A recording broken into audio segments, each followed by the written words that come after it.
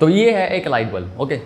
लेकिन क्या हम इस लाइट बल्ब को कभी हवा में बिना किसी वायर की मदद से जला पाएंगे? बिल्कुल कुछ इस तरीके से।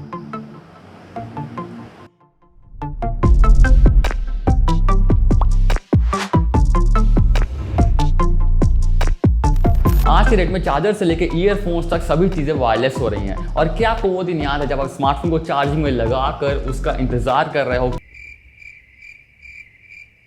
और मन रहता है उतावला फोन को यूज करने का? खैर वो सीन आज हमें देखने को नहीं मिलता है, क्योंकि काफी सारे स्मार्टफोन्स फास्ट चार्जिंग के साथ आते हैं और काफी जल्दी फोन चार्ज हो जाते हैं। लेकिन वायर्स को लेकर आज की दिक्कत काफी ज्यादा है। क्या आपके घर भी ऐसे केबल्स का जाल बना रहता है? यार ऐसे तगड़े जाल से वायर निकालना काफी ज्यादा मुश्किल है। पर क्या होगा आपका रिएक्शन जब मैं आपसे ये कहूं कि आप स्मार्टफोन को यूज करते करते उसे चार्ज कर पाएंगे बिना किसी वायरलेस चार्जर या केबल की मदद से? लेकिन आखिर कैसे? जी हाँ, ये एक रियलिटी बन सकता है 5G की मदद से। 5G सुनकर काफी सारे लोगों को ये लगता है कि 5G सिर्फ हाई डेटा स्पीड्स में यूज होने वाला है और हम इस 5G की मदद से काफी ज्यादा हाई स्पीड्स में डेटा यूज कर पाएंगे। लेकिन इसके अलावा 5G और भी काफी सारी चीजों में यूज हो सकता है। 5G पावर ट्रांसमिशन, ये एक ऐसा टेक डेवलप हुआ है जहां पे हम इलेक्ट्रॉनिक अप्लायंसेस को बिना किसी वायर की मदद से ही पावर दे पाएंगे, हवा में पावर को ट्रांसमिट करके। जैसे कि मैंने आपको एग्जांपल दिया बल्ब का। खैर वो बल्ब थोड़े अलग तरीके से मैंने जलाया है, वो एक सीक्रेट है कुछ भी।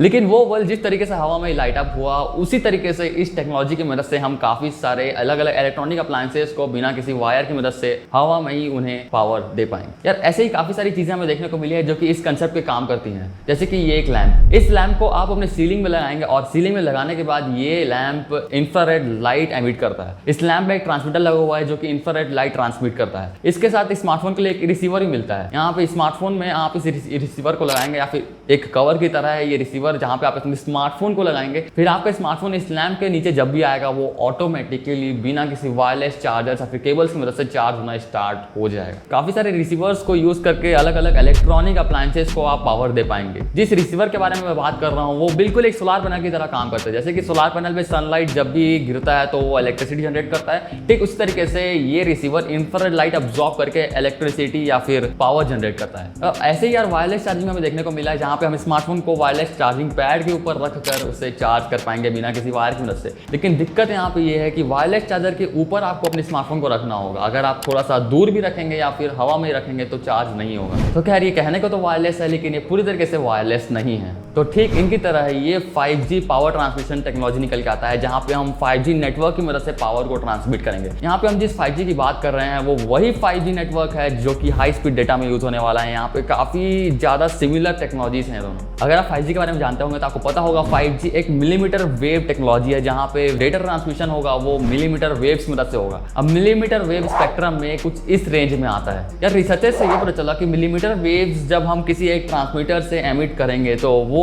मिलीमीटर वेव रिसीवर के पास जाकर थोड़ी एनर्जी प्रोड्यूस कर सकता है। जैसे कि मान लो आपके पास एक 5G स्मार्टफोन और आप 5G मॉडेम से 5G इंटरनेट यूज कर रहे हैं, तो जब आप अपने स्मार्टफोन को टावर के एकदम स्ट्रेट रखोगे, मतलब एक लाइन में, तो बेसिकली कुछ पावर जनरेट हो सकता है और ये एग्जिस्टिंग 5G नेटवर्क पे हो सकता है। बस हमें थोड़ा सा मॉडेम में चेंज करना होगा। जो मॉडेम हम स्मार्टफोन्स में यूज कर रहे हैं 5G नेटवर्क के लिए वो थोड़ा अलग मॉडेम है। वहां पे हमने चीजों को थोड़ा अलग बनाया है। 5G पावर ट्रांसमिशन में जो एंटीना यूज हुआ है वो थोड़ा अलग डिजाइन में है और थोड़ा अलग तरीके से काम करता है। और अगर हम स्मार्टफोन के एंटीना को इस तरीके से डिजाइन करें जहां पे हम 5G नेटवर्क को भी यूज कर पाए, यानी कि डेटा को, और उसे पावर जनरेशन में भी यूज कर पाए, तो यहाँ पे जब आप 5G के नेटवर्क से कनेक्ट होंगे तो आपका स्मार्टफोन हवा में ही चार्ज होना स्टार्ट हो जाएगा। तो स्मार्टफोन में जब ये एंटीना लगेगा तो 5G टावर से जो MM वेव्स निकल के आएंगे वो आपके रिसीवर पे जाएंगे और फिर आपके बैटरी को चार्ज करेंगे। और ये काफी सारे इलेक्ट्रॉनिक्स से भी यूज होगा। जैसे कि मान लो आपको एक लैंप जलाना है तो 5G नेटवर्क से जो MM वेव्स निकल के आएंगे वो आपके लैंप को भी पावर दे पाएंगे। ये इस टेक्नोलॉजी का कोर कंसेप्ट है और आगे जाके प्लान है। यहाँ पे सिंपली आपका स्मार्टफोन 5G से कनेक्ट होगा, आप डेटा को यूज भी कर पाएंगे और साथ ही अपने स्मार्टफोन को भी चार्ज कर पाएंगे। क्यों? है ना काफी इंटरेस्टिंग टेक्नोलॉजी। यार इस टेक्नोलॉजी की मदद से काफी सारे इलेक्ट्रॉनिक्स को पावर दे पाएंगे। फिर वो चाहे हमारा स्मार्टफोन हो गया, हमारा लैंप हो गया, और जितने भी इलेक्ट्रॉनिक डिवाइसेस हैं वो इजिली इस 5G पावर ट्रांसमिशन में वायरलेसली काम कर पाएंगे। तो आइडिया यहाँ पे है कि हम काफी बड़ा 5G का नेटवर्क बनाएंगे जहाँ पे हम चीजों को पावर देने के साथ साथ हाई स्पीड 5G इंटरनेट भी यूज कर पाएंगे। और साथ ही इलेक्ट्रिकल व्हीकल्स भी आगे जाके काफी ज्यादा मशहूर होने वाले हैं और काफी ज्यादा यूज में आने वाले हैं, तो वहां पे भी ये चीज काफी ज्यादा यूज हो सकता है। लेकिन क्या ये वाकई में इतना ज्यादा आसान है? नहीं। हम जिस चीज़ के बारे में सोच रहे हैं हम अभी उस चीज़ के 1% पे भी नहीं है। जी हाँ बिल्कुल, ये जो 5G मिलीमीटर वेव टेक्नोलॉजी है वो काफ़ी ज़्यादा डिसएडवांटेज भी अपने साथ लाता है। सबसे पहली बात, 5G नेटवर्क रेंज काफ़ी ज़्यादा कम होने वाला है। जैसे कि हम 4G नेटवर्क का रेंज देखते हैं काफ़ी ज़्यादा होता है और उससे काफ़ी ज़्यादा कम होने वाला है 5G नेटवर्क का रेंज, क्योंकि मिलीमीटर वेव काफ़ी ज़्यादा हाई फ्रिक्वेंसी वेव है तो वो ज़्यादा डिस्टेंस तक ट्रैवल नहीं कर पाता है। और इंडिया में आपको 4G स्पीड की सच्चाई पता ही होगी, तो 5G को आने में काफ़ी ज़्यादा स्प्रेड होने में और काफ़ी ज़्यादा टावर्स लगने में काफ़ी ज़्यादा टाइम लगने वाला है। यहाँ पे एक और दिक्कत है कि अगर आपके स्मार्टफोन और टावर के बीच कोई ऑब्जेक्ट आता है तो सिग्नल काफ़ी ज़्यादा ड्रॉप हो जाएगा और इंटरनेट स्पीड काफ़ी ज़्यादा कम हो जाएगा। और इस 5G पावर ट्रांसमिशन में पावर आउटपुट काफ़ी ज़्यादा कम है। यहाँ पे 6 माइक्रोवाट पावर आउटपुट निकल के आता है 180 मीटर के डिस्टेंस में, और पावर आउटपुट इतना ज़्यादा कम है कि हम इससे कहीं भी यूज़ नहीं कर सकते हैं अभी। अगर मैं आपको आइडिया दूँ तो कोई भी नॉर्मल स्मार्टफोन को आज के दिन में चार्ज करने के लिए 5 से 6 वॉट का एनर्जी लगता है,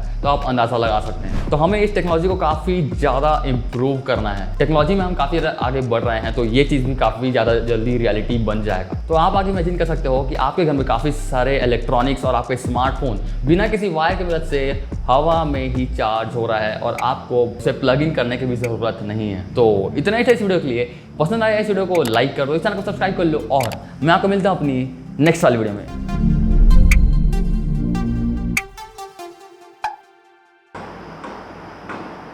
कौन है वो? बेटे मौज कर दी। अरे यार।